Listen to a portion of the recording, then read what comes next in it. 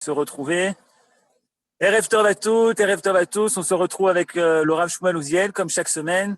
Il est 18h03, heure israélienne. On continue à développer donc la pensée du Rav Luria. Et ce soir, on va parler de la sortie d'Égypte. Vous savez tous, la sortie d'Égypte, c'est bien sûr le cœur des parachiotes, et Bo, Béchalach, mais c'est aussi un petit peu le cœur du Ham Israël. On a beaucoup de mitzvot qui sont liés, Pessah, bien sûr, le souvenir de se rappeler la sortie d'Égypte chaque jour. C'est un des piliers, un des fondements de la Emouna. Et ce soir, le Rav Uziel va développer le thème de la sortie d'Égypte pour une création, pour une recréation. C'est le thème développé pour Midreshet Yehuda Manitou. Bonne étude à tous. Posez vos questions par chat et bien évidemment, à la fin du cours, vous pourrez poser vos questions avec votre micro. Bonne étude à tous. Erev Tov et Chodesh Tov. Si Yohan, si tu pouvais me faire co-host. De suite. Et donc, cette semaine, on va aborder donc la Yetziat Mitzrayim. On a déjà vu, évidemment, avec le Rav Luria dans les semaines précédentes, la différence entre le Shem Shaddai et le Shem Yudke Vavke. On va y revenir aujourd'hui aussi. Mais on va surtout aborder maintenant le problème de qu'est-ce que le sens de la sortie d'Égypte et surtout quel est le rapport et la relation entre la sortie d'Égypte et la motivation divine de la sortie d'Égypte. C'est-à-dire qu'est-ce que Dieu attend de cette sortie d'Égypte, qu'est-ce que Dieu attend de la galoute et qu'est-ce qu'il attend de la sortie de la galoute. Qu'est-ce qui se passe vraiment à ce niveau-là? Alors, le texte, donc on va étudier aujourd'hui. Là, je pense que vous le voyez maintenant. Ce texte est donc toujours tiré du Bet Gnazai du Rav Luria, et c'est un texte qui traite du verset Ve'avarti be'eret Mitzrayim balayla hazeh ani velo malach, ani velo shaliach, ani hu velo acher, comme il est écrit dans la Haggadah de Pessah. C'est-à-dire, c'est un verset qui parle du fait que Akadosh Baruch Hu dit qu'il est passé cette nuit-là, lui tout seul. Et bon, en dehors du fait que dans la Haggadah de Pessah, on insiste surtout sur l'aspect, j'aurais dit, miraculeux, divin de l'intervention divine lors de la sortie d'Égypte, ici, le Rav Luria va commencer par essayer de nous faire comprendre en quoi véritablement il y avait nécessité à ce que Dieu intervienne de lui-même et qu'il ne laisse pas les anges ou les archanges, les éons, intervenir, et que ce soit lui qui lui-même se charge de faire sortir les enfants d'Israël. Et pour cela, il commence par nous présenter une polémique bien connue à la ligne 3, une polémique bien connue entre je vais un peu l'augmenter, Rabbi Eliezer et Rabbi Yehuda. La polémique bien connue est celle de savoir à quel moment le monde a été créé. C'est-à-dire, est-ce que le monde a été créé selon l'un premier avis, au mois de Nissan ou bien au mois de Tishri? C'est évidemment en rapport et en relation avec de savoir quelle est la date de Rosh Hashanah. Est-ce qu'on doit fêter Rosh Hashanah en Nissan, au début de Nissan, ou bien on doit fêter Rosh Hashanah en Tishri? Nous, on sait qu'on fête Rosh Hashanah en Tishri. La Gemara elle-même, et surtout les commentateurs, disent en fait ce ne sont pas deux avis contradictoires, ce sont deux avis différents, en ce sens qu'on peut définir une certaine modalité de la création du monde en Nissan et une autre modalité parallèle en Tishri. Ce que le Rav Luria remarque, c'est que dans le Shla Kadosh, le Shnei Luchot Abrit du Rav Horowitz, il écrit la chose suivante, ligne 4, Akavana shel benissan nivra haolam ou chodesh Nissan shebo yatsu klal Israël mimitzrayim. Le Shla Kadosh fait, on peut dire comme ça, opère une véritable révolution et dit que la polémique, la discussion entre Rabbi Eliezer et Rabbi Yehuda n'est pas au sujet du premier mois de Nissan ou du premier mois de Tishri de la création, mais en fait, ils discutent sur tout à fait un autre thème. Est-ce que le monde a été créé au premier Tishri de la création, c'est-à-dire en l'an 0 de la création, ou l'an 1, tout dépend comment on le regarde, et c'est l'avis de Rabbi Lazare qui dit donc que ça a eu lieu au mois de Tishri. Par contre, quand on dit que le premier Nissan, ou au mois de Nissan, le monde a été créé, on ne parle pas du tout de l'an 0 ou de l'an 1. On parle d'une année beaucoup, beaucoup plus tardive, c'est-à-dire le mois de Nissan qui correspond au mois où sont sortis les enfants d'Israël d'Égypte. C'est-à-dire que la discussion n'est pas est-ce que le monde a commencé avec Adam Arishon, mais est-ce que le monde a commencé avec Adam Arishon ou avec Moshe Rabbeinu et la sortie d'Égypte? C'est cela le but de la polémique. Et donc, nous dit le Rav Luria en jaune à la ligne 5, ça veut dire que d'après cette discussion-là, eh bien, ce qui s'est passé à la sortie d'Égypte, ce n'était pas un événement historique, c'était le début de l'histoire. L'histoire a véritablement commencé ce jour-là, le 14 Nissan, parce que c'est ce jour-là que le monde a été créé, d'après un des avis de la polémique entre Rabbi Eliezer et Rabbi Yehuda. Et donc, si on regarde bien donc à quel moment le monde est créé, nous dit le Rav Luria, il faut se rendre compte maintenant qu'on est en train de parler de quelque chose de, j'en dis comme ça, de véritablement révolutionnaire et une révolution véritablement cosmologique. Le monde n'existe que depuis la sortie d'Égypte, pas du tout depuis la création du monde. Adam Arishon, Abraham, Yitzhak, Yaakov, tout ça, c'est une espèce de préhistoire. Mais l'histoire, elle commence véritablement à partir de la sortie d'Égypte. C'est ce que le Shla Kadosh, donc le Shnei Luchot HaBrit, semble indiquer ici dans son commentaire. Et donc, souligne le Rav Luria, à la ligne 6, il va falloir expliquer maintenant de quoi il s'agit quand on dit création. Parce que, il est bien clair, on est tous d'accord, il y avait bien quelque chose avant la sortie d'Égypte. Il y avait bien un monde, il y avait bien même les Havot. D'ailleurs, nous sommes liés avec les Havot, avec les patriarches. On est liés directement avec les patriarches. Et quand on est lié directement avec les patriarches, ça veut bien dire qu'il y avait quelque chose de valable, quelque chose de légitime. Et donc, en quoi précisément la sortie d'Égypte est venue changer, on va dire comme ça, recréer, comme j'ai dit dans le titre, parce que c'est une véritable recréation. Et donc, puisque c'est une recréation, alors en quoi véritablement il y a eu quelque chose de neuf? C'est ce que le Rav Luria demande ici à la ligne numéro 7, en bleu. Donc, qu'est-ce qui s'est passé ce jour-là?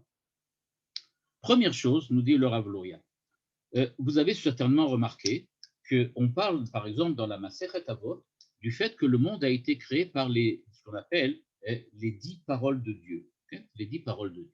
On dit que quand Dieu a créé le monde, il a dit Bereshit au début, on dit que Bereshit aussi c'est une parole de Dieu, puis après on dit Vayomer Hashem Yehi Or, Vayomer Hashem Yehi Rakia, etc. 10 fois on utilise le terme, le vocable Vayomer, il a dit. Et donc, dit le Rav Luria, on peut se demander aussi qu'est-ce que ça veut dire Vayomer, 10 fois. Et donc, il va nous expliquer maintenant que ce n'est pas pour rien qu'il existe un parallèle entre les 10 paroles de Dieu à la création du monde et les 10 commandements. Parce que, on va le voir tout de suite, les 10 commandements sont le reflet d'une nouvelle création. Et de la même manière qu'il a fallu créer le monde avec 10 paroles, on va voir qu'il a fallu le recréer avec 10 commandements. On va rentrer un peu dans le sujet maintenant. Maintenant qu'on sait vers quoi on y va, vers quoi on va. Et donc, il nous dit, premièrement, dans les 10 commandements, tout commence en disant Anochi Hashem Elokecha, Asher Hotzeticha Me'eretz Mitzrayim. C'est moi Dieu qui t'a fait sortir d'Égypte. Question que tous les commentaires demandent. À partir du moment où on dit je suis Dieu ton Dieu, la première chose qu'il aurait dû être écrit, c'est je suis Dieu ton Dieu qui a créé le monde. Question que demande l'ensemble des commentateurs. Ce n'est pas logique de dire que Dieu se présente seulement comme celui qui a fait sortir les enfants d'Israël d'Égypte, alors que ce qu'il a fait quand même de beaucoup plus gros, c'est de créer le monde lui-même. Et donc c'est en tant que créateur que Dieu aurait dû se présenter. Or, la Torah nous dit pas du tout. Quand Dieu présente les 10 commandements, il ne se présente pas du tout comme le créateur du monde, mais comme celui qui est l'organisateur de la fuite d'Égypte, de la sortie d'Égypte. Et donc, nous dit le Rav Luria à la ligne 9, C'est bien pour cela que l'essentiel des 10 commandements, c'est l'insistance que Dieu a sorti les enfants d'Israël d'Égypte, pas parce que l'événement de la sortie d'Égypte est un événement historique important. Ça, ce serait peut-être une idée qu'on trouverait chez le Maharal, quand il parle de l'élément fondateur ou de l'événement fondateur qu'est la sortie d'Égypte. Le Rav Luria nous dit non, ce n'est pas un événement fondateur. C'est pas un événement tout court. C'est pas du tout un événement. C'est, dit le Rav Luria, une recréation. Au moment de la sortie d'Égypte, dit le Rav Luria, il s'est opéré une nouvelle création.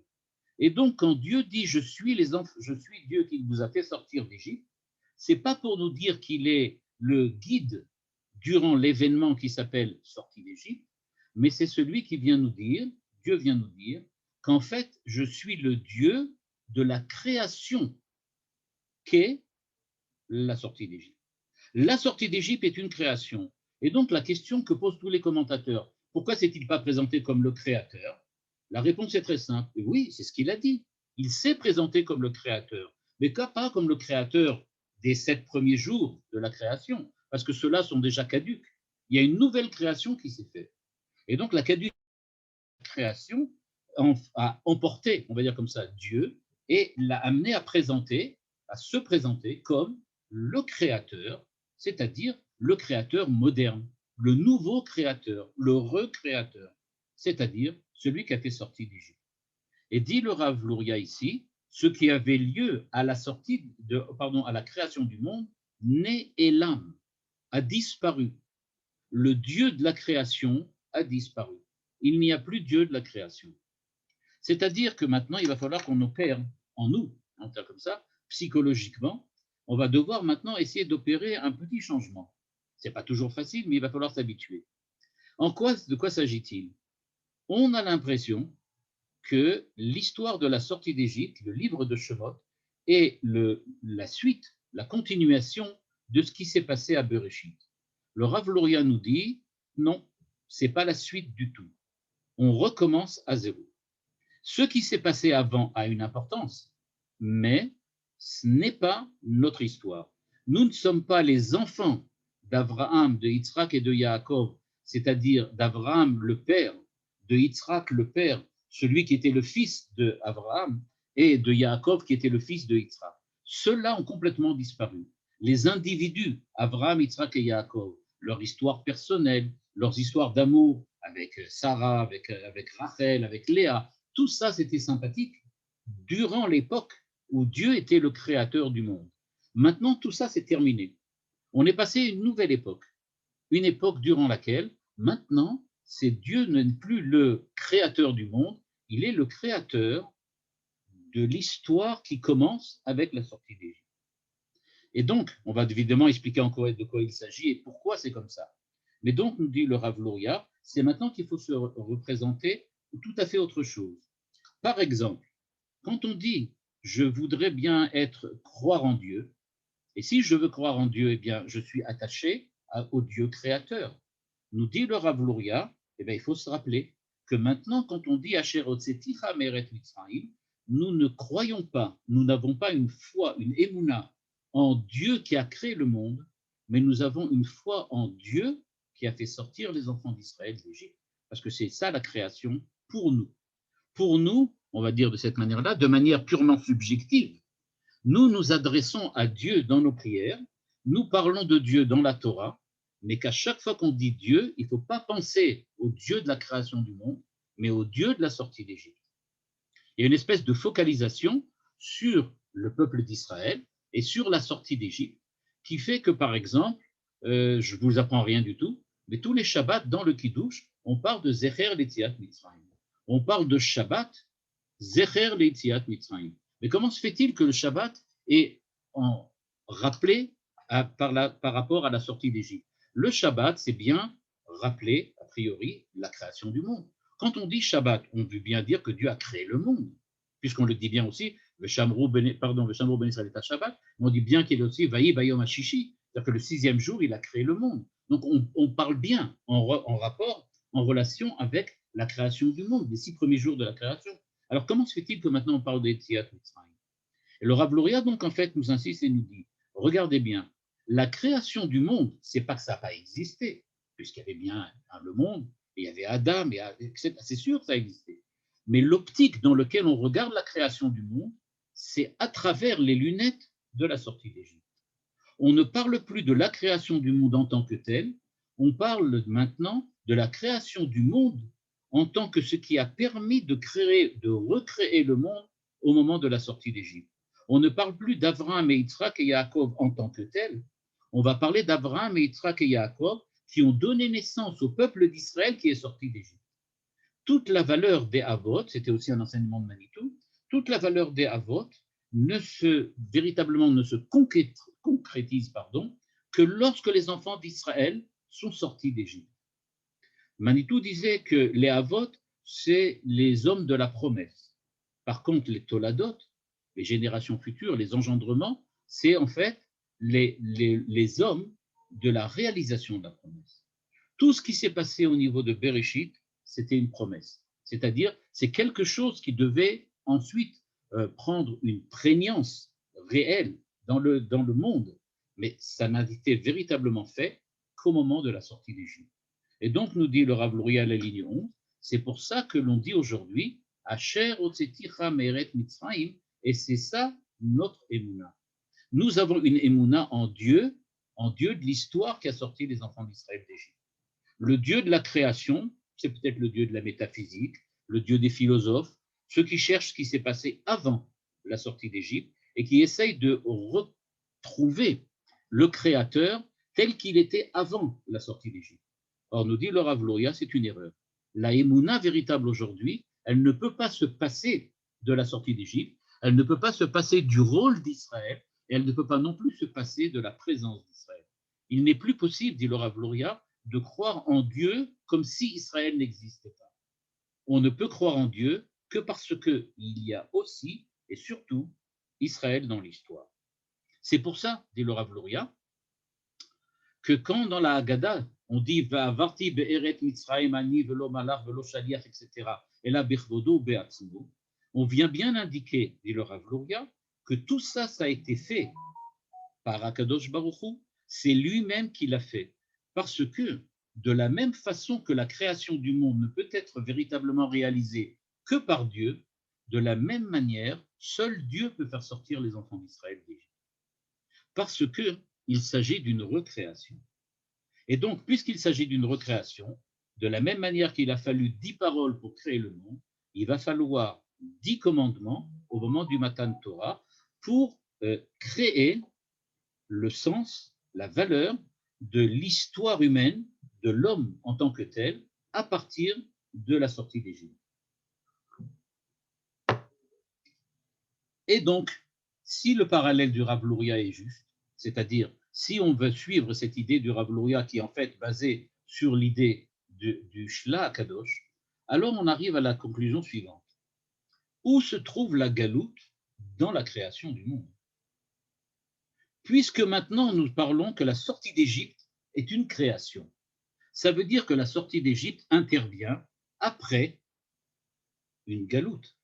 Et donc la galoute devait elle bien aussi exister au moment de la création. Eh bien le Rav Luria nous dit, bah oui, si vous aviez fait attention au Midrashim, dit le Rav Luria, vous sauriez qu'en fait, effectivement, il y avait une galoute au moment de la création du monde. Et le Rav Luria nous ramène un Midrash très intéressant qui dit la chose suivante. Ve'haaretz haïta tohu vavohu. Voilà notre galoute. Ve'haaretz haïta tohu vavohu. Qu'est-ce que ça veut dire que la terre était tohu bohu? Rachid dit tohu shetoe bema sheyeshba. Okay? C'est-à-dire qu'on ne comprend pas ce qui se passe. Il y avait une espèce d'incompréhension. Il y avait quelque chose qui nous dépassait. Eh bien, le Rav Luria dit qu'il y a un midrash qui dit la chose suivante. Qu'est-ce que c'est que tohu? Tohu, dit le midrash, c'est galout. C'est une galoute. La galoute existait déjà. Mais comment elle existait? Elle existait parce que plus tard, il y aura Galout Bavel. Tohu, c'est Galout Bavel. Bohu, c'est la galoute de Madaï, des Mèdes. Rocher, ce sont les Grecs. Quand on dit les Mèdes, on comprend aussi les Perses, évidemment. Rocher, c'est la Grèce. Alpeneterom, il s'agit d'Édom et de Ishmaël. C'est ce que dit le Midrash. Ok. Le Rav Luria dit, ok, je lis, donc j'ai bien compris. La galoute existait. On nous fait part, on nous dit Tohu vavo v'chocher alpeneterom. Tout ça, ça rappelle la galoute.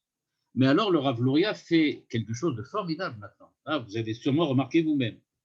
On va reprendre la liste. On commence Bavel, Paras, les Perses, les Grecs, Édom et Ishmaël. Je ne rentre pas ici, bien que j'ai failli le faire, mais Manitou dit qu'en fait, quand on parle de Édom, la quatrième galoute, d'après le Maharal, ce n'est pas Édom, c'est Ishmaël. Et donc là, on voit que le Midrash lui-même l'indique déjà. C'est très intéressant de voir que cette idée de Manitou, qui se trouve chez le Maharal, se trouve déjà dans le Midrash. Mais en tout cas, qu'est-ce que nous dit maintenant le Rav Luria? Il nous dit maintenant, ça veut bien dire que dès le début de la création, on parle de cette notion de galoute. La notion de galoute, c'est pas la galoute, c'est pas quelque chose, c'est pas une erreur de l'histoire. C'est quelque chose qui est nécessairement présent à chaque fois qu'on parle de création. En fait, la création, c'est une sortie d'exil. C'est la sortie de l'exil. On est sorti d'un exil qui s'appelait Tohu vavohu v'chocher alpeneteum. Or, dit le Rav Luria, et c'est ça un autre chidouche du Rav Luria aujourd'hui, il dit, mais qu'est-ce qui manque à cette liste? On a passé le Bavel, la Mésopotamie, les Perses, la Grèce, nous dit le Rav Luria, mais où est Galout Mitzrayim? Où est passée la Galout Mitzrayim? Eh bien, nous dit le Rav Luria, la Galout Mitzrayim ne fait pas partie des galouyot qui étaient prévues au moment de la création du monde. Au moment de la création du monde, Dieu dit, il va avoir des galouyot. Il y en aura. Mais il y en a une qui n'est pas prévue du tout. C'est l'Égypte. Omnam, dit le Rav Luria, Galout Mitzrayim lo nichlela kan. Elle n'est pas comprise dans la liste. Alors là, on ne comprend plus. Mais alors, qu'est-ce que c'est que cette Galout Mitzrayim? Quelle est sa valeur? Quel est son sens? Et il nous dit, il faut donc admettre qu'en fait, Galout Mitzrayim, c'est quelque chose qui n'était pas prévu dans la création du monde. Écoutez bien ce que ça veut dire. Ça veut donc dire que si Galout Mitzrayim n'était pas prévu, c'est parce que, dit le Rav Luria, le but de la Galout Mitzrayim, c'était de recréer le monde. La sortie d'Égypte est véritablement une recréation. Et donc, cette recréation ne pouvait pas être prévue dans la première création. La première création du monde avait prévu qu'il y aurait Bavel, avait prévu qu'il y aurait Yavan, il avait prévu la Perse, la Mésopotamie, la Grèce et Rome. Tout ça, c'était prévu. Et après ça, évidemment, ça s'est transformé pour être ce que nous connaissons aujourd'hui. Mais nous dit le Rav Luria, où était prévue la sortie d'Égypte? On va arriver évidemment à la question de qu'est-ce qui s'est dit à Abraham Avinu. Mais avant de parler d'Abraham Avinu, la première chose que dit le Rav Luria, c'est donc de dire, cette sortie d'Égypte, elle vient recréer. Donc la galoute qui a été à l'origine de cette recréation ne pouvait pas être incluse à l'intérieur des galouillotes, de la liste des galouillotes qui était prévue lors de la première création. Et c'est pour ça que le Midrash n'en parle pas. Et donc, on va devoir admettre maintenant qu'on n'a rien compris à ce qu'on a dit avant.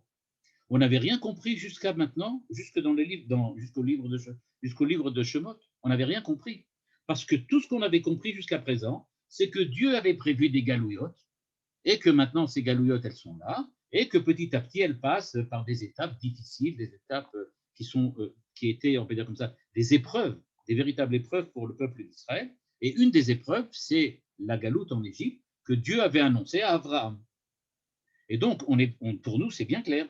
Dieu annonce à Abraham qu'il va y avoir une galoute, qu'il va avoir un exil, et à la suite de ça, on va sortir. Nous dit le Rav Luria, non, l'Égypte n'était pas prévue. Et c'est cela que maintenant il faut comprendre quand on va relire le chapitre de Brit Ben Abetarim, où Dieu va annoncer à Abraham que le peuple va être en exil. Quand Dieu dit à Abraham, tu sais que ta descendance va être en exil, c'est parce que Abraham ne le savait pas. Abraham avait entendu parler de quelque chose qui s'appellerait peut-être la Mésopotamie, ou la Grèce, ou Rome, mais l'Égypte, il n'avait jamais entendu parler. Ce n'était pas prévu, cette galoute-là. Cet exil-là n'était pas prévu.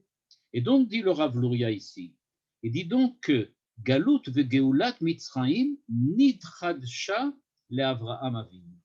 C'est quelque chose qui était complètement nouveau et qu'Avraham Avinu n'avait pas du tout, on peut dire comme ça, de notion de cette possibilité, de cette éventualité que les enfants, que sa descendance partent en Égypte. Ça, ce n'était pas prévu. C'est au moment de Brit Ben Abetarim. Dit le Rav Luria, les Avot, qui étaient des prophètes, qui connaissaient déjà la Torah, évidemment, ils avaient entendu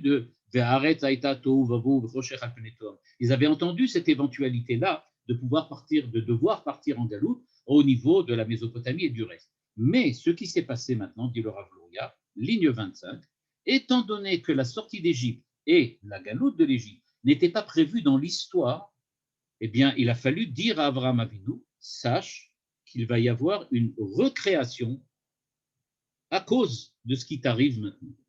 En fait, le Brit Ben Abtarim, c'est quelque chose du niveau de la révolution, je ne sais pas moi, la révolution russe. Personne ne pouvait prévoir que ça allait arriver, certainement pas 100 ou 200 ans avant. Et quand c'est arrivé, on s'est retrouvé face à un événement complètement nouveau, une véritable révolution. La sortie d'Égypte est une véritable révolution, quelque chose qui n'était pas prévisible.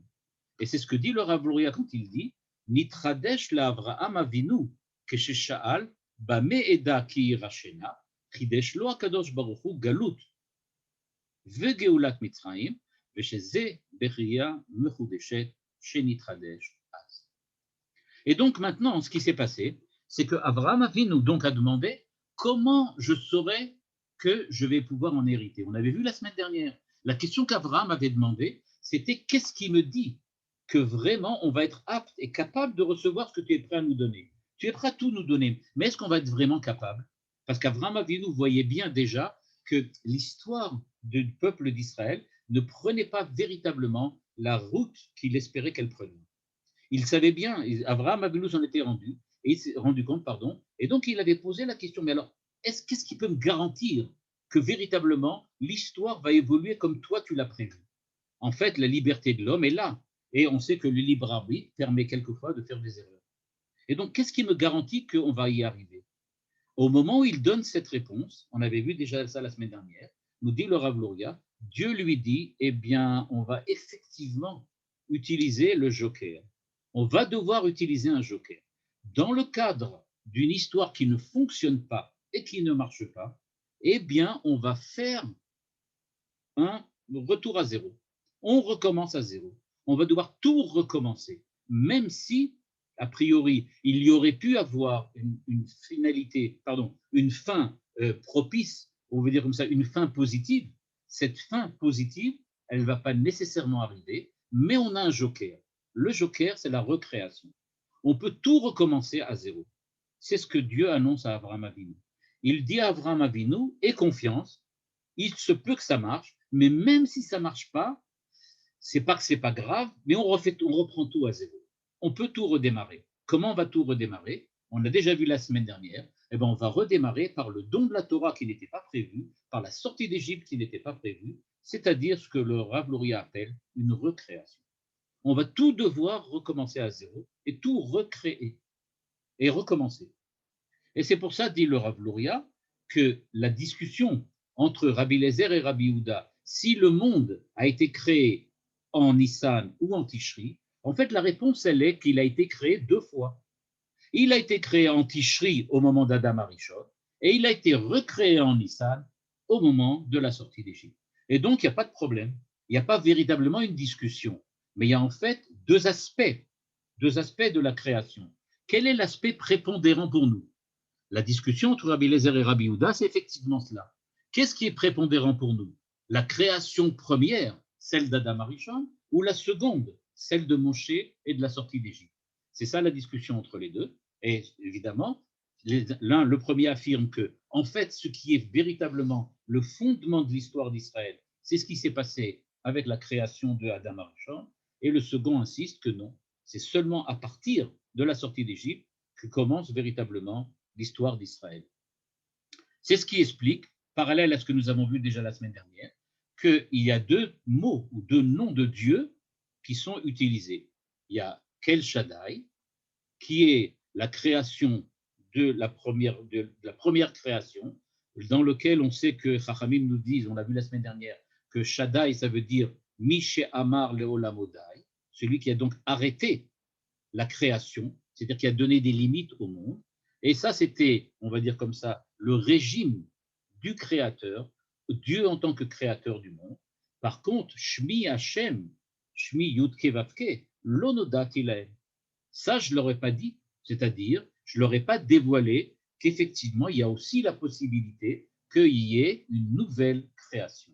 Cette nouvelle création, dit le Rav Luria, elle a eu lieu, ligne 33 en bleu, au moment où Dieu a utilisé le Yud Kevavke pour faire sortir les enfants d'Israël d'Égypte. Et donc, il s'agit d'une véritable recréation. Et ça, effectivement, c'est la réponse de ce qui s'est passé la semaine dernière.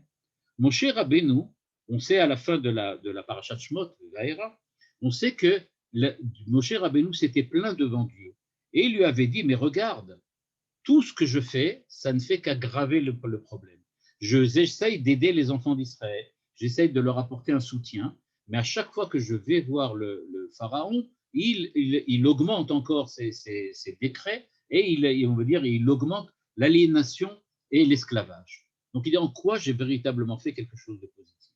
La réponse que Dieu lui donne, c'est lui dire la galoute Mitzrayim, l'exil de Mitzrayim, les souffrances qui lui ont lieu en Mitzrayim, et on va dire l'aliénation qu'ils ont dû subir, tout cela, c'est le Tohu Vavohu qui précède la création.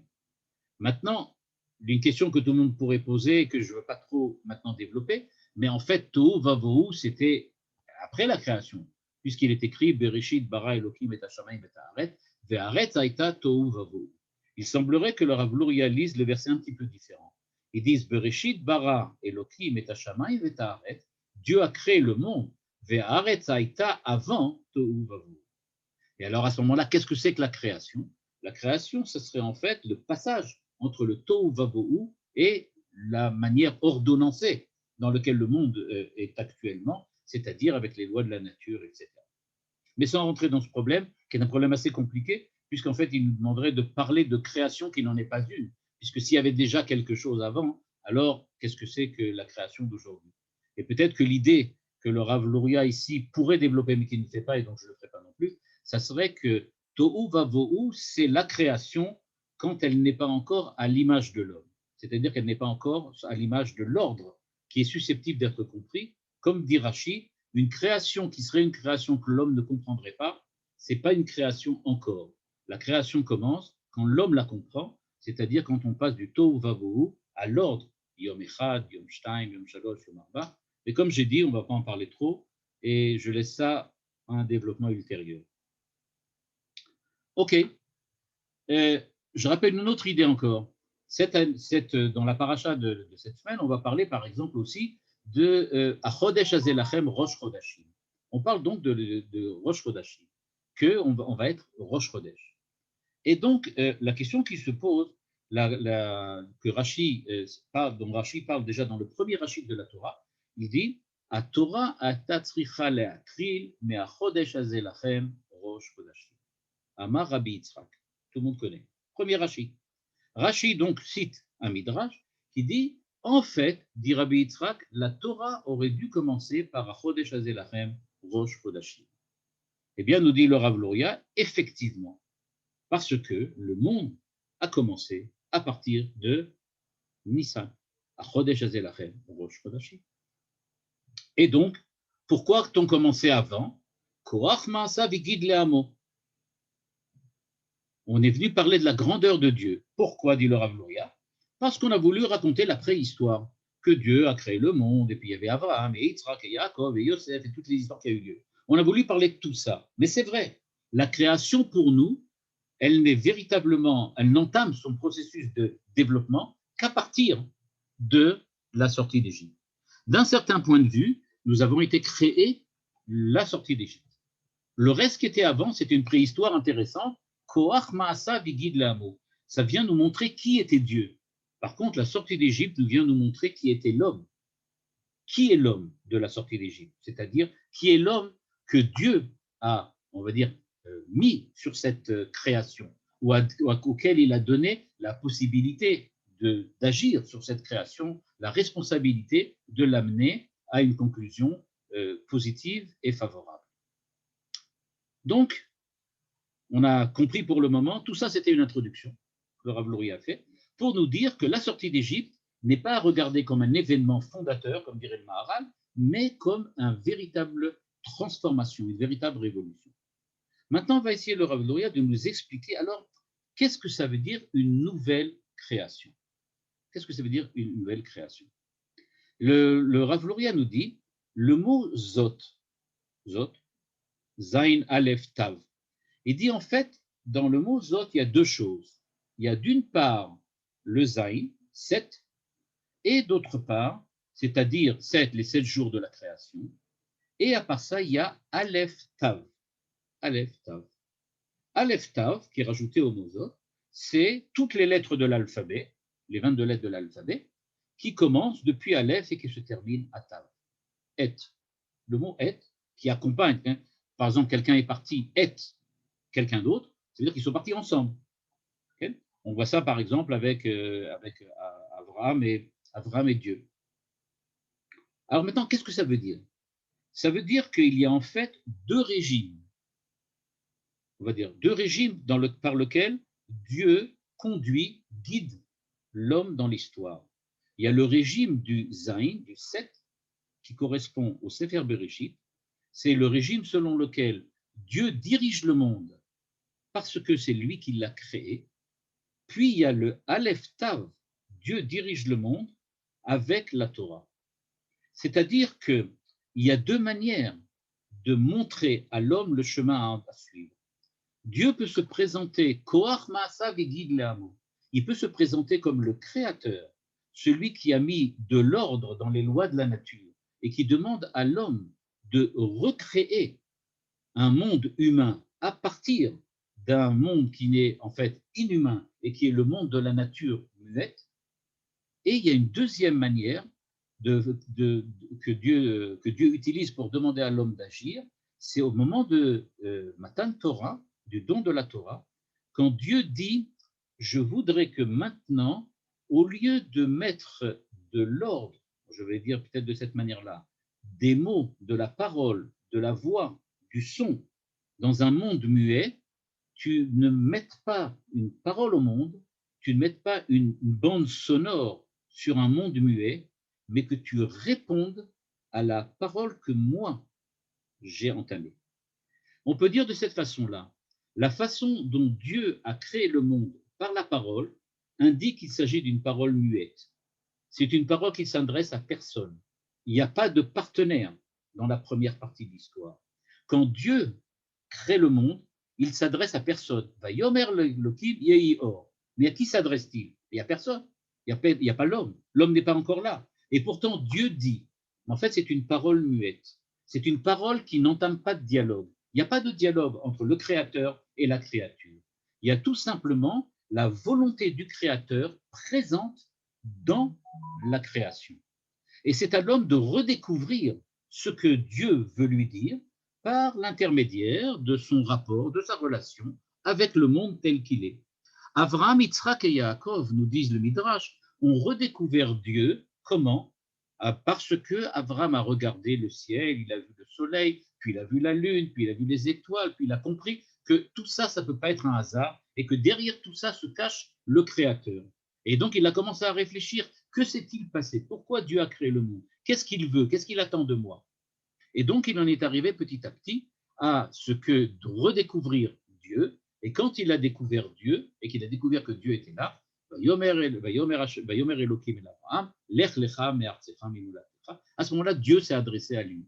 Mais regardez, avant que Dieu s'adresse à lui, eh bien, Abraham a dû faire tout un long processus, une longue évolution, durant laquelle il a essayé de redécouvrir dans la création où était Dieu. C'était ça le premier régime, la première, on va dire comme ça, la manière dont Dieu a guidé le monde.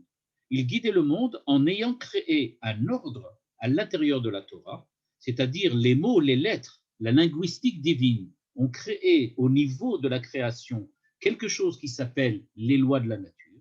Et ces lois de la nature doivent, on peut dire comme ça, réveiller la conscience humaine et lui rappeler qu'il existe quelque chose, qu'il existe un métaphysique, un méta-nature, et que cette méta-nature, il faut la redécouvrir jusqu'au moment où Dieu va effectivement s'adresser à nous. Ça, c'était le premier mouvement, le premier moment. Dans le second moment, c'est-à-dire le moment de la sortie d'Égypte, cette création est équivalente, mais au lieu de paroles, Vayomer Hashem Yehi Or, Elohim Yehi Or, Vayomer Elohim Yehi Rakia, qui ne s'adresse à personne, il s'agit maintenant de dibrot, de commandements, qui s'adressent à quelqu'un de bien particulier. C'est ce que le Rav Luria appelle ici Anaga Atorit à la ligne 6. C'est-à-dire que la Torah, c'est le fait que c'est la nature humaine qui est maintenant prise en compte par la parole divine. Dieu s'adresse à l'homme dans cette nouvelle création. Dieu ne parle pas pour lui-même, il ne se parle pas à lui-même. Ce n'est pas une espèce de monologue névrotique. Il s'agit maintenant véritablement d'un dialogue avec quelqu'un qui est face à lui. Nous sommes face à la transcendance, mais la transcendance est face à l'homme.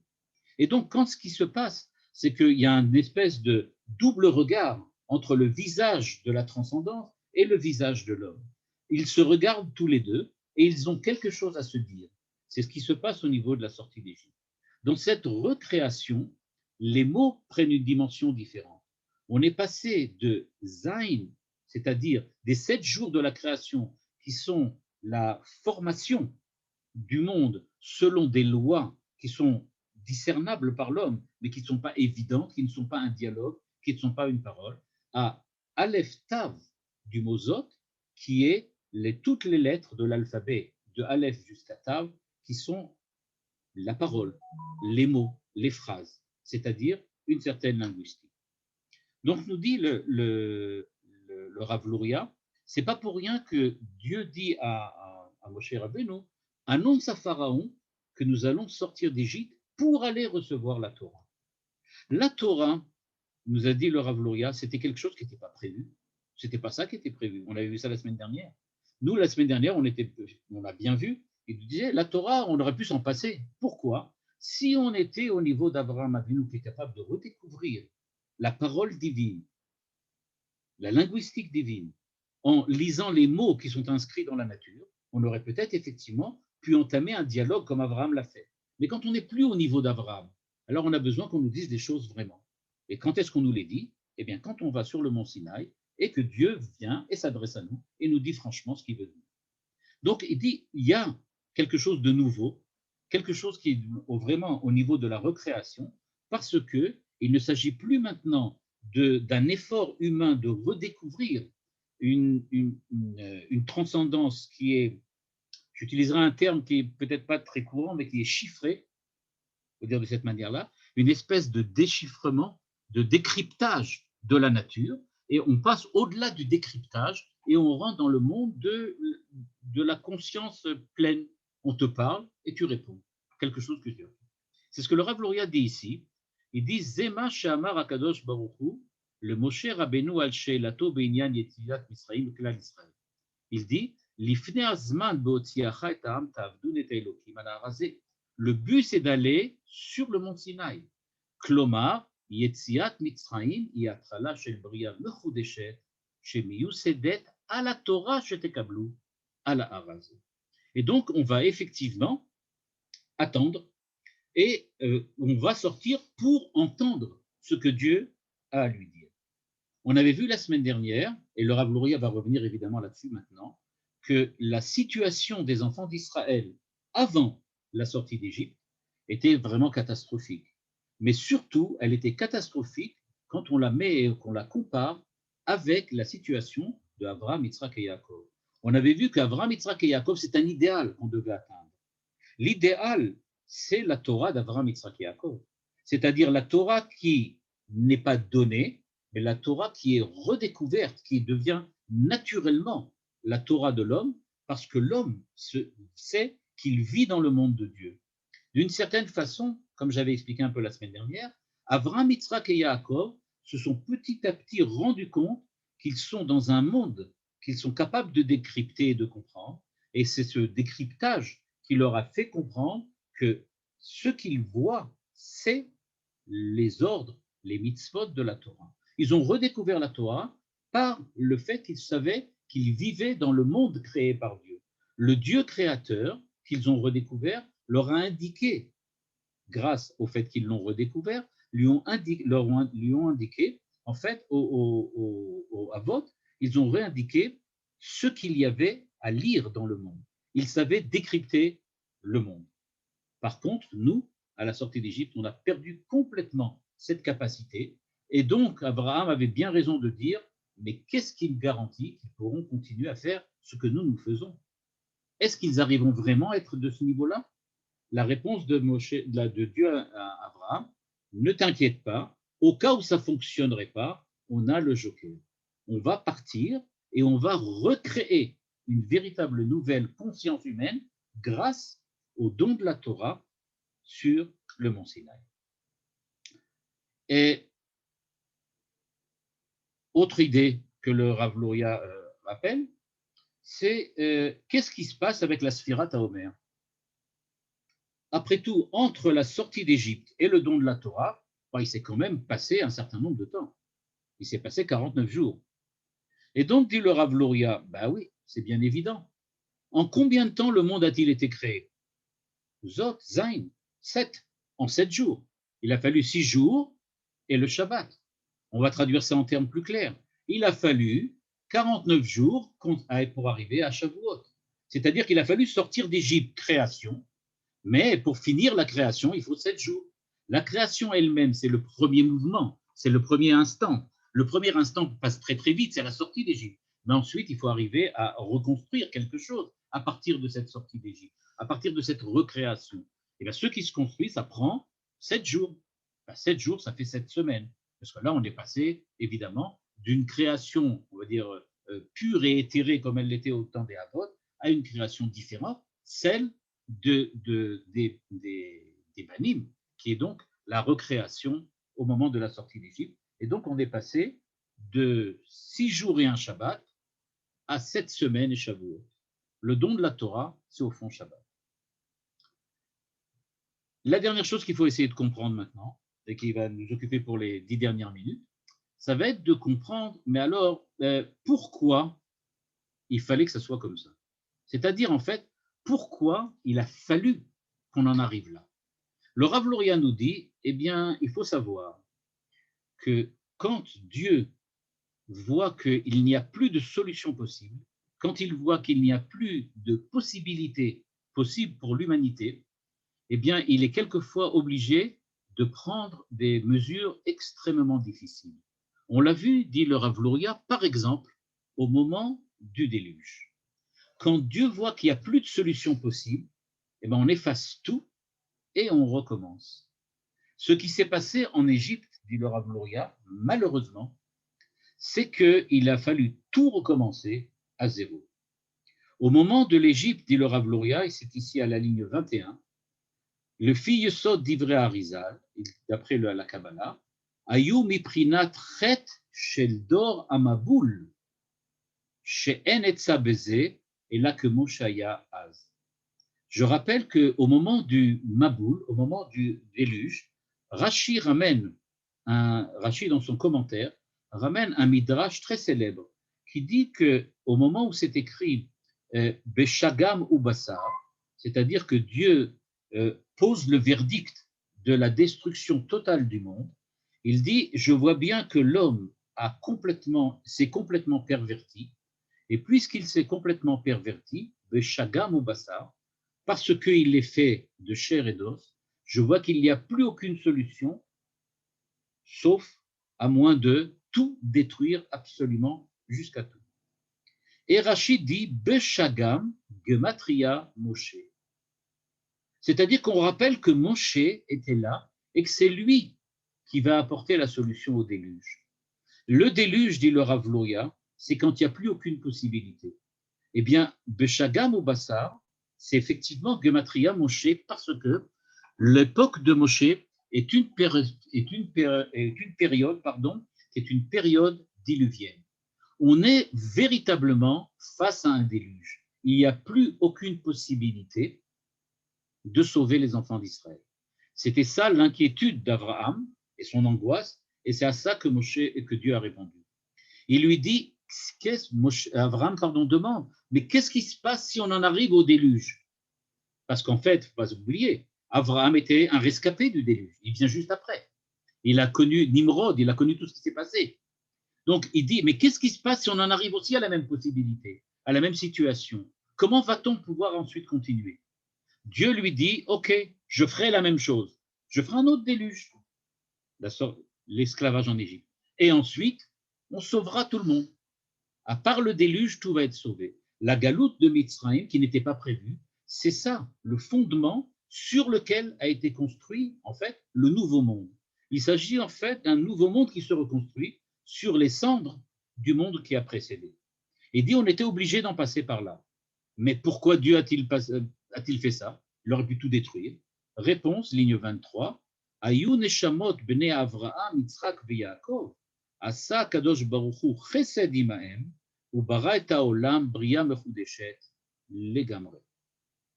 Et donc, ce qui s'est passé, c'est une idée qu'on retrouve aussi pas seulement chez le Rav Luria, mais chez le Rav Tzadok HaKohen, dans le Prix Tzadik, et aussi dans un de ses deux autres ouvrages, qui s'appelle Récissé Laïla, dans lequel le Rav Tzadok HaKohen explique que l'homme Israël, avant et après le don de la Torah, il ne s'agit pas du tout de la même personne, des mêmes personnes.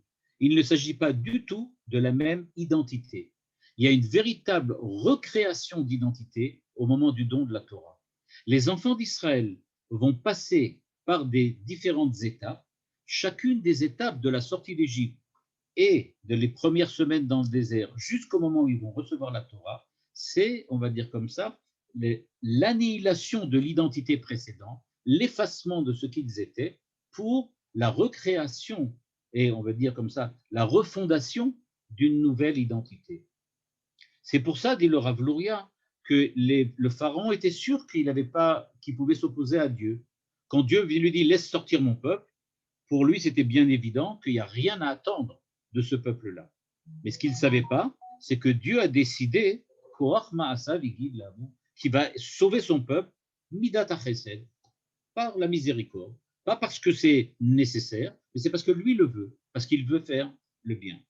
Et donc, c'est pour ça, dit le Rav Luria, qu'au moment où les enfants d'Israël sont sortis d'Égypte, ils n'étaient pas sûrs, en fait, eux aussi, que la Torah, ou on va dire comme ça, qu'ils sont véritablement dignes de ce qui leur arrive. C'est pour ça, dit le Rav Luria, que eux aussi, ils n'avaient pas une foi parfaite, jusqu'au moment où ils sont arrivés au Matan Torah. Et donc, on voit ici que le Matan Torah vient montrer qu'on est passé d'une nouvelle, on va dire comme ça, on est rentré dans une nouvelle ère, on est passé dans une nouvelle époque, et cette nouvelle ère et cette nouvelle époque, c'est celle où l'homme est devenu complètement différent. Ce sont les enfants d'Israël sortis d'Égypte qui sont ce qu'on appelle Dor Dea, une génération de la connaissance, une génération de la reconnaissance. Et donc, c'est ce qui s'est passé, et les enfants d'Israël sont devenus des gens complètement différents, des hommes complètement différents, grâce au fait que Dieu, effectivement, les a sauvés et leur a donné la Torah. Je voudrais juste terminer par une remarque qui est intéressante, bien qu'on ne soit pas encore tout à fait à Pessah, mais enfin, pour quand même le rappeler, au moment de Pessah, il y a deux grandes injonctions dans la Torah, deux grandes mitzvot. D'une part, il faut manger de la matzah, d'autre part, il est interdit de manger du chametz. Alors, il faut savoir que ces deux mitzvot sont indépendantes l'une de l'autre. Quelqu'un qui ne mangerait pas de la matzah pour des raisons de santé, par exemple, qui ne pourrait pas en manger, a quand même le devoir d'éliminer tout le chametz qu'il avait. Et inversement, quelqu'un qui n'a pas de chametz chez lui, il a quand même le devoir de manger de la matzah. Il n'y a pas de liaison, il n'y a pas de relation entre les deux. Elles ne sont pas liées l'une à l'autre, elles ne dépendent pas l'une de l'autre. Or, nous dit le Rav Luria, din bifne atzmo, c'est-à-dire, yesh beze ora'a ki hachametz she'aya adata michet dor hamabul v'adam harishon nitbatel ha'olam achar sheyeshkan bria chadasha. Ce qui s'est passé, le passage entre les deux époques, c'est ça ce qu'on dit dans la point de vue de la halakha quand on dit qu'il faut éliminer tout le chametz, toute la levure qu'il y avait jusqu'à présent. Toute la levure qu'il y avait jusqu'à présent, c'est-à-dire tout ce qui était défectueux, en fait, ça venait de la faute du premier homme et de la faute de la génération du Maboul, du déluge. Tout ça, ça venait d'eux. Et c'est pour ça que les enfants d'Israël de l'époque n'ont pas réussi à surmonter complètement ce qu'ils avaient en fait à changer et à transformer. Et donc, puisqu'ils n'ont pas pu se transformer complètement et devenir complètement différents, il a fallu tout éliminer. C'est ça ce que nous faisons à Pessah. D'une part, nous disons, Pessah arrive, nous éliminons l'identité que nous avions jusqu'à maintenant. Après ça, commencera une nouvelle ère, celle de la matzah, dans laquelle on commence on va dire comme ça, une nouvelle création. La matzah étant en fait les éléments premiers. Il y a de la farine et de l'eau, c'est tout. Il n'y a aucun travail encore. On est vraiment au début de l'histoire. Et donc, pour résumer, nous dit le Rav Luria, Vavarti be'eret Mitzrayim ani velo malach, ani ou Hashem. Pourquoi? Parce que véritablement, la sortie d'Égypte marque une véritable césure ontologique entre ce qui y avait jusqu'à maintenant, à savoir l'évolution historique à partir de la création du premier homme qui a fauté, puis du déluge qui venait à la suite de la faute de l'époque du déluge. Et donc il dit tout cela a dû être effacé complètement, puisque ça a amené les enfants d'Israël à une situation sans aucune solution, à une situation dans un cul-de-sac dans lequel ils ne pouvaient plus continuer.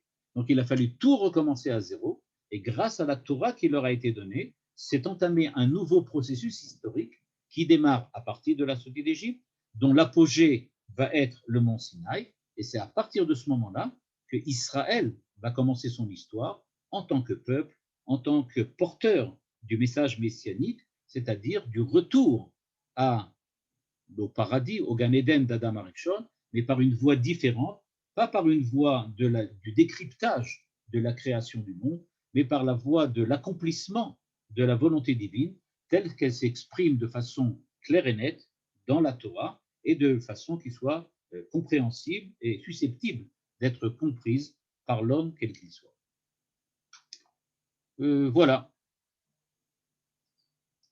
C'est ce que je pensais vous dire ce soir. Si maintenant vous avez des remarques ou des questions, c'est le moment. Voilà, vous allez pouvoir ouvrir vos micros tout de suite.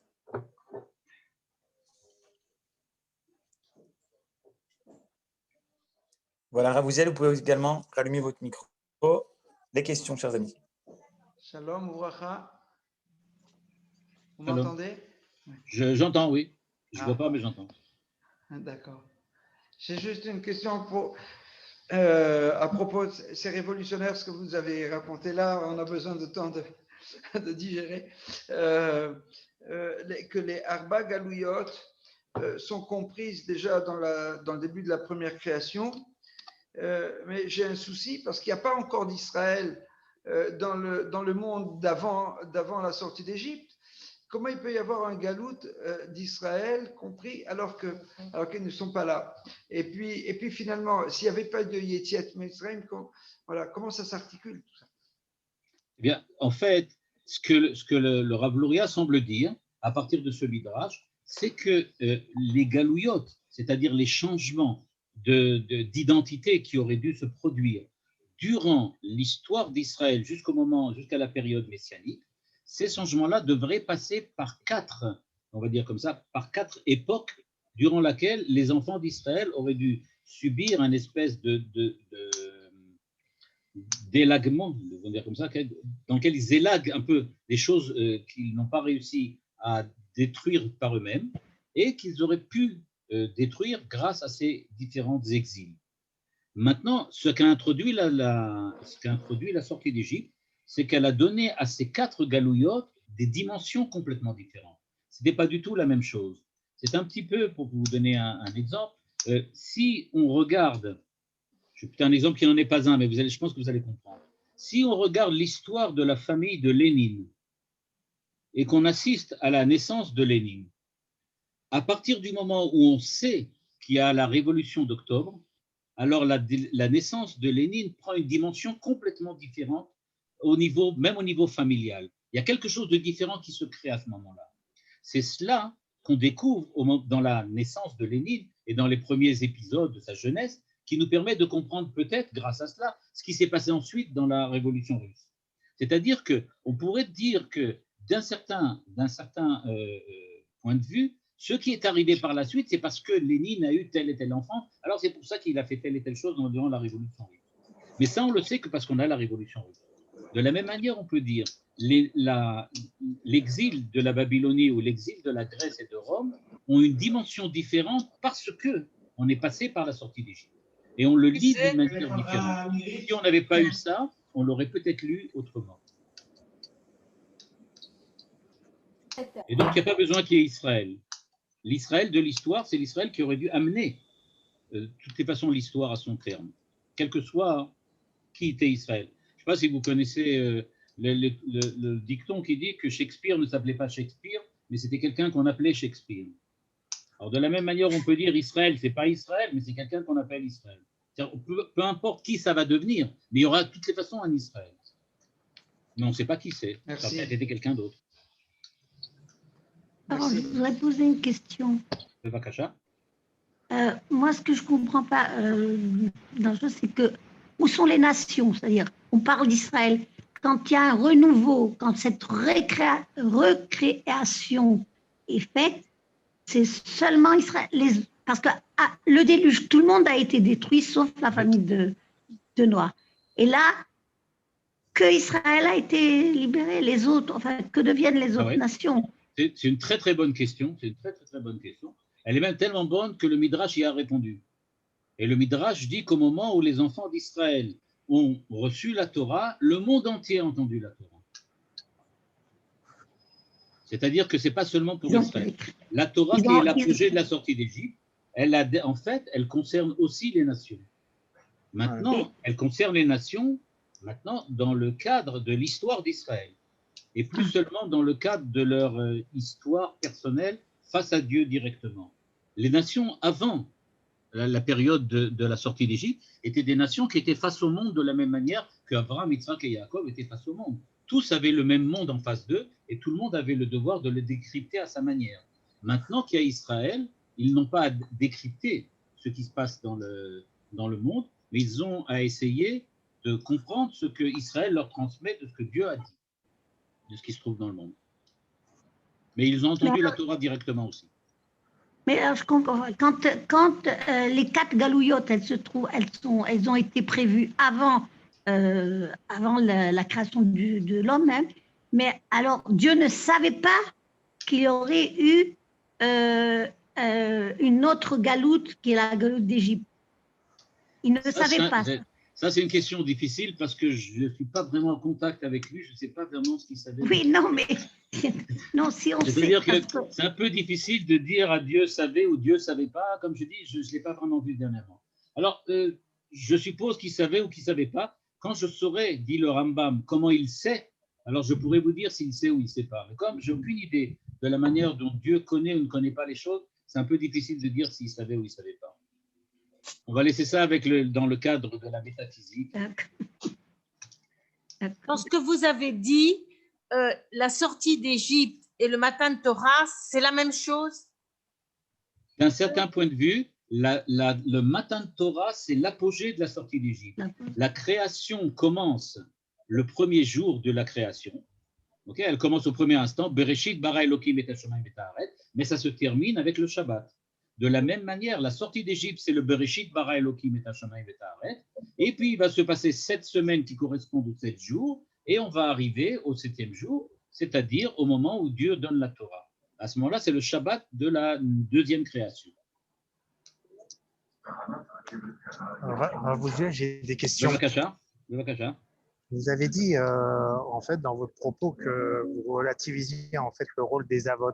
Mais pourtant, dans la prière, on s'adresse quand même au Dieu d'Abraham, d'Isaac et Jacob. On ne parle pas de la sortie d'Égypte. Alors, est-ce que c'est pas un peu bizarre de dire ça étant Abraham? Non, on s'adresse au Dieu des Havot parce qu'il faut savoir que les Banim sont les enfants des Havot. C'est-à-dire que nous avons une histoire qui commence à une recréation, qui est la création pour nous, à notre niveau, de notre dimension, selon notre manière d'être. Ça, nous l'avons parce que nous avons des avot avant. Et en fait, comme le Rav L'Oréal nous l'avait expliqué la semaine dernière, on espère revenir à ce niveau de avot qui était celui qu'on aurait dû avoir si on n'avait pas été incapable d'y vivre ou de s'y, on va dire comme ça, de s'y adhérer véritablement. On attend de redevenir des avot. Et d'après le Gaon de Vilna, on attend de redevenir Adam Arishon. Pas seulement les avot. Les avot, c'est l'étape intermédiaire avant de revenir à Adam Arishon. Mais en fait, si Adam Arishon n'avait pas fait ce qu'il avait fait, alors on serait peut-être comme Adam aujourd'hui. C'est-à-dire, si je comprends vos propos, il y a surtout un problème de communication. Il a fallu refaire une communication.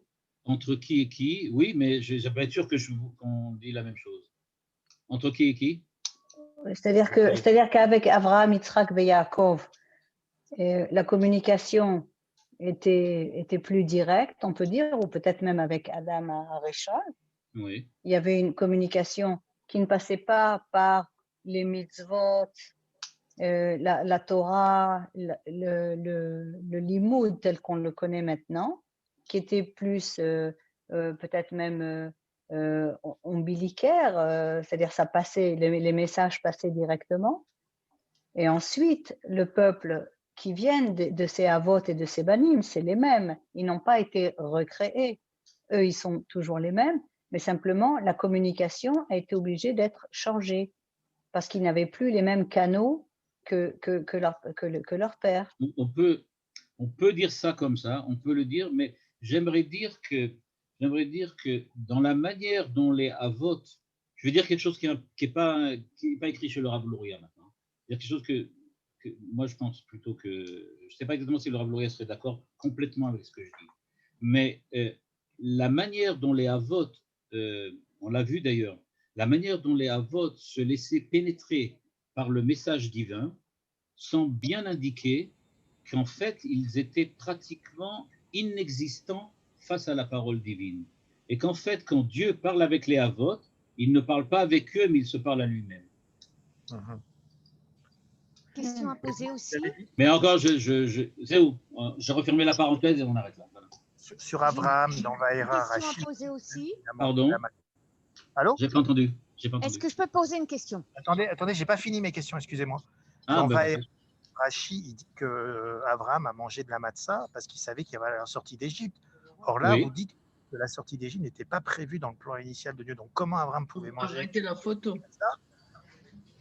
Si c'était pas alors, d'accord. Alors maintenant, le Midrash qui dit que Abraham Avinu a mangé de la matzah, ça veut dire que Abraham Avinu, alors là c'est un peu compliqué, mais non, c'est pas compliqué, c'est facile. Ça va dire de cette manière-là.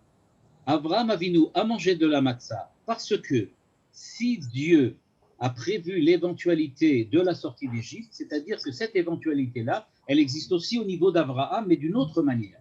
C'est comme ça qu'il mangeait de la matzah. C'est la manière dont Abraham est sorti d'Égypte, lui. C'est comme ça que lui sortait d'Égypte. C'est-à-dire que lui aussi, il avait cette dimension de sortie d'Égypte. Mais il ne l'avait pas comme nous, il l'avait d'une manière différente. Chez lui, c'est la sortie de Lot, de Sodome, par exemple. Donc c'est une sortie d'Égypte, mais quand c'est Abraham, pas quand c'est nous. Il connaissait le principe, mais pas la réalité. Il connaissait le principe et pas la réalité. Oui, on peut dire ça comme ça, oui, si on veut. J'ai une question bien que je pense qu'à son niveau, le principe, c'est ça la réalité. Merci, on passe à Yoéla, s'il vous plaît. Merci. Bon, alors moi, dans ma petite tête et ma petite comprenette, il y a des trucs qui s'embrouillent. J'ai l'impression que le Rav Fison avait dit le contraire de ce que vous dites. Vous dites qu'on attend de devenir des avot, alors que moi j'avais compris, j'ai peut-être mal compris, qu'au contraire, on est les banim parce que les avot, ils ont reçu les promesses, mais les banim, ils reçoivent la promesse et bon. Donc, nous, on est les banim parce qu'on est revenus en Israël suivant la promesse des prophètes. Et suivant ce que j'avais compris, c'est que d'être des banim, c'était bien mieux que d'être des avot. Et vous, vous dites qu'on attend de redevenir des avotes. Alors, dans ma petite tête, ça s'embrouille. Bon, alors voilà, je ne suis pas responsable de ce qu'a dit le Rav Fison parce que je ne suis pas le Rav Fison, enfin pour le moment. Et donc, je ne peux pas dire exactement, je ne peux pas, au vu de ce que vous dites, c'est un peu difficile d'imaginer ce qu'il a pu dire exactement pour pouvoir réagir par rapport à ce qu'il a dit. Mais s'il a dit que c'est plus important d'être des banim que des avot, c'est certainement sûrement une modalité qui est différente que celle du Rav Luria, qui dit qu'effectivement, on veut revenir à l'état des avot. Et donc, il a dû parler d'autre chose, sûrement de l'importance peut-être pour nous du fait de la sortie d'Égypte, comme je l'ai indiqué, que nous sommes sortis d'Égypte. Pour nous, la création commence avec la sortie d'Égypte. Donc, c'est vrai que c'est plus important pour nous d'être des banim que d'être des avot. Mais enfin, c'est un peu comme dire, c'est plus important pour nous d'être des enfants que des adultes. On est quand même d'accord qu'être un adulte, c'est quand même mieux qu'un enfant, bien que tout le monde rêve de redevenir un enfant. Mais enfin bon, peut-être que le Rav Fison a des visées. Je suis pas sûre que c'est le Rav Fison. Hein. Je ne sais pas. En fait, je connais pas son enseignement. Donc je peux vraiment pas dire quoi que ce soit. Autre question, Maurice? Oui, je voulais savoir, quand on dit que est-ce que Dieu savait ou ne savait pas pour l'exil de Mitzrayim, en fait, c'est le libre arbitre. Dieu sait tout, mais il laisse à l'homme le libre arbitre et en fonction, il réagit. Bon, alors là, vous rentrez dans un sujet qui est un sujet de la métaphysique classique, et savoir le problème de la question de savoir du libre arbitre et de ce qu'on appelle la prédestination ou la préscience ou tout ce comme ça. Le fait que Dieu sait à l'avance les choses qui vont arriver et le libre arbitre de l'homme. Il y a beaucoup de possibilités de réponses qui ont été données à cette question, de savoir en fait est-ce que Dieu sait à l'avance ce que je vais faire, si je vais le faire, donc s'il le sait, donc je ne suis pas libre, et s'il ne le sait pas, ça veut dire qu'il y a des choses qu'il ne connaît pas, donc il n'est pas Dieu. Enfin, on tombe dans un espèce de paradoxe dont on ne peut pas s'en sortir. Ou bien c'est pas Dieu, ou bien moi je ne suis pas libre. Voilà, c'est ça la question. Alors la réponse en fait, elle est très simple, c'est-à-dire qu'il y a deux possibilités de donner la réponse. Première réponse, c'est celle de Rav Nachman de Breslav, qui dit que quand il y a des questions comme cela, ça veut dire qu'on est arrivé aux limites de ce que la raison humaine peut savoir. Et donc, il n'y a pas vraiment de réponse à ce paradoxe, parce que, comme dirait Emmanuel Kant, on est arrivé au bout, il n'y a pas plus que ça. On a ce qu'on appelle dans des antinomies. On ne peut pas savoir, il n'y a pas de réponse possible. Ça, c'est la première possibilité. Deuxième possibilité, c'est celle que je disais, qui est celle de Maïmonide, qui dit qu'à partir du moment où la définition même de la connaissance divine nous est parfaitement inaccessible, la question de savoir ce qu'il sait ou qu'il ne sait pas n'a pas de sens. C'est un petit peu comme si je disais, je ne sais pas, moi je ne suis pas informaticien, admettons que je ne sois pas informaticien, et que je voudrais savoir quelle est la différence entre le langage R et le langage S. Alors si je ne sais pas la différence entre le langage R et S, c'est tout simplement parce que j'y connais rien du tout. Donc pour moi, il y a contradiction entre les deux langages, et je dis, ah mais le langage R ne fait pas ce que fait le S, et le S ne fait pas ce que fait le R. Oui, non, de toutes les façons, on ne sait pas de quoi on parle. Donc, c'est ce que dit le Maïmonide. Mais on a dit, quand on ne sait pas de quoi on parle, on a des problèmes. Mais il suffit d'attendre et peut-être qu'un jour, on saura de quoi on parle. Merci. Rav, je suis désolé, je rebondis sur la question, même si ce n'est pas le sujet. Oui. Vous avez donné deux chemins qui finalement nous disent qu'on n'a pas du tout de réponse. Oui. Mais il y a quand même des rachamim qui ont essayé de les yachev entre le libre arbitre et la connaissance de Dieu, qui ne sont pas ces deux réponses. C'est vrai. Mais je n'ai pas voulu les citer ici. Voilà. Ok, très bien. Je peux poser une dernière question, oui. Je m'excuse. Parce que non, c'est bon, c'est pas le sujet. Il faudrait d'abord, ce n'est pas le sujet, mais à part ça, il faudrait rentrer dans beaucoup de définitions, ramener la théologie chrétienne, etc. Bon, il y a beaucoup de problèmes. Ce n'est pas des problèmes, mais c'est un sujet large qu'il faudrait. Il y a beaucoup de possibilités de réponse. Mais en fait, il me semble que toutes les réponses, elles restent en fin de compte, elles ont toutes été réfutées à un moment ou à un autre. Donc, il me semble que ces deux-là, c'est celles qui sont le mieux adaptées. Moi, je suis satisfait. Je suis satisfait par votre réponse. Ah, bon, je voudrais juste demander quelque chose. Possible. Et j'ai pensé à quelque chose. Enfin, dans la Chassidoute, on dit souvent qu'il faut sortir de notre Égypte intérieure. Et c'est assez étrange parce qu'on ne le dit pas pour notre Perse intérieure, notre Grèce intérieure. Alors voilà, ça m'est passé comme ça par la tête. Mais je ne sais pas pourquoi. On le dit, mais on ne le dit pas au même moment. On parle de sortir de notre Égypte intérieure, on dit de Metzarim, Mitzraïm, Metzarim, ce sont les limitations qu'on s'impose à nous-mêmes, etc. Donc ça, effectivement, dans la Chassidoute, on en parle beaucoup, mais on en parle aussi comme au moment de Hanouka, on parle du fait de la lutte et de l'évolution d'Israël qui surmonte le problème de la Grèce, et inversement, et parallèlement, quand on parle de Rome, etc. Donc on parle effectivement de ce qu'on surmonte au moment Mais de pas Galut. pas aussi de façon importante qu'à chaque fois, sortons de Mitzraïm. Bah oui, C'est ça parce que que je voulais dans le souligner. Kiddush, par exemple, parce que dans le Kiddush, on dit bien toujours Zecher Litziat Mitzrayim. Dans toutes Exact, les fêtes, ouais. on parle Zecher Litziat Mitzrayim. On dit rarement Zecher d'Haïtia de. C'est ce que je voulais dire, oui. Voilà. Merci C'est beaucoup. parce qu'elle est fondamentale, comme dit le Rav Luria, c'est quelque chose qui est une création, une véritable création. Et pas simplement un événement historique. Merci beaucoup, merci au Rav Uziel et merci à vous tous pour cet échange très fructueux. Je n'ai pas répondu à toutes les questions qu'il y avait sur le chat. Non, il y a Raphaël Olivier qui va vous envoyer par écrit les questions qu'il a pour ce cours renversant. Toda Rabba Rav Uziel, merci à tous. Toda Rabba. Kol Tov.